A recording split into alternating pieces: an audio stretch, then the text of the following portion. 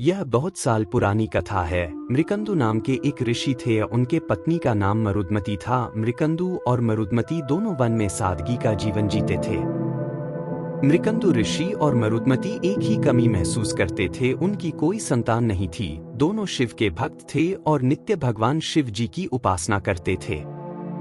उनकी उपासना से भगवान शिव जी प्रसन्न हुए। एक रात मृकंदु और मरुदमती दोनों ने एक ही सपना देखा। भगवान शिव जी ने उन्हें सपने में कहा कि वह दोनों की उपासना से प्रसन्न हैं और पूछा कि वे क्या चाहते हैं। तब दोनों ने कहा कि वे संतान चाहते हैं। इस बात पर भगवान शिव जी सोच में पड़ गए और उन्हें बताया कि उनके भाग्य में संतान नहीं है। परंतु भगवान शिव जी ने अपनी कृपा से उन्हें दो विकल्प दिए। एक विकल्प था कि उनका पुत्र दीर्घायु परंतु बुद्धिहीन और उपद्रवी होगा। दूसरा विकल्प यह था कि उनका पुत्र बड़ा ज्ञानी होगा परंतु उसकी आयु केवल 16 वर्ष की होगी।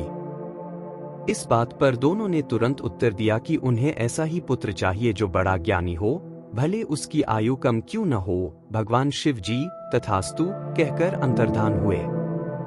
मृकंदु ऋषि और मरुदमती दोनों की जब नींद खुल गई तब उन्होंने एक दूसरे को अपना सपना बताया। दोनों का एक ही सपना सुनकर वे चकित हो गए। मनोमन उन्होंने भगवान शिव जी को धन्यवाद दिया।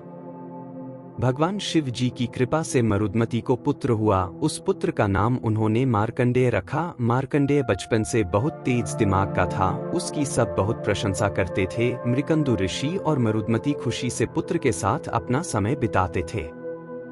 मार्कंडेय की आयु जब 15 वर्ष की हुई तब उसकी 16 वर्ष की आयु के बारे में भगवान शिव जी ने जो भविष्यवाणी की थी वह याद करके मृकंदु ऋषि और मरुदमती बहुत दुखी हो गए। मार्कंडेय ने जब उसका कारण जाना तब उसने दोनों को आश्वस्त किया कि वे चिंता न करें। मार्कंडेय फिर घर का त्याग करके भगवान शिव जी के मंदिर में बैठकर भगवान शिव जी की तपस्या करने लगे। इस तरह से 1 साल बीत गया और मार्कंडेय का प्राण हरण करने के लिए भगवान यमराज आ गए। उन्हें देखकर मार्कंडेय शिवलिंग से लिपट गए। भगवान यम जी ने अपना फंदा मार्कंडेय पर डाला। हालांकि मार्कंडेय शिवलिंग से लिपटे हुए थे, फंदे में शिवलिंग भी फंस गया। इससे क्रोधित होकर भगवान शिव जी प्रकट हुए और भगवान यम जी से युद्ध करने लगे। अंत में भगवान यम जी ने अपनी हार मान ली। तब भगवान यम जी ने भगवान शिव जी को प्रणाम करके कहा कि वह भगवान शिव जी के ही नियम का पालन कर रहे हैं। भगवान शिव जी सोच में पड़ गए। आखिर उन्होंने ऐसा निर्णय दिया कि मार्कंडेय की मृत्यु नहीं होगी परंतु उसकी आयु हमेशा के लिए 16 वर्ष की ही रहेगी। इस तरह भगवान शिव जी ने सृष्टि के नियम का भंग भी नहीं किया और मार्कंडेय की तपस्या का भी सम्मान किया। मार्कंडेय ऋषि ने जिस स्थान पर भगवान शिव जी की उपासना की वह स्थान वाराणसी में गोमती नदी के किनारे स्थित है और वहां पुराना मार्कंडेय मंदिर है। ऐसा भी कहा जाता है कि उन्होंने जहां तपस्या की थी वह स्थान केरल में त्रिप्रगोंड में है।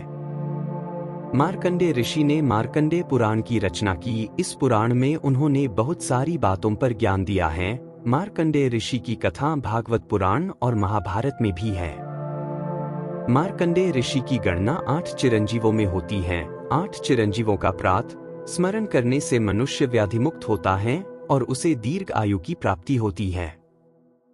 मार्कंडेय ऋषि ने भगवान शिव जी की उपासना करने के लिए महामृत्युंजय मंत्र की रचना की। इसी मंत्र के जाप से भगवान शिव जी मार्कंडेय ऋषि पर प्रसन्न हुए और उन्हें चिरंजीव किया। महामृत्युंजय मंत्र का नित्य जाप करने से मनुष्य मृत्यु के भय से मुक्त होता है और भगवान शिव की कृपा उस पर नित्य बनी रहती है। महामृत्युंजय मंत्र यह हमें मार्कंडेय ऋषि की सबसे बड़ी देन है।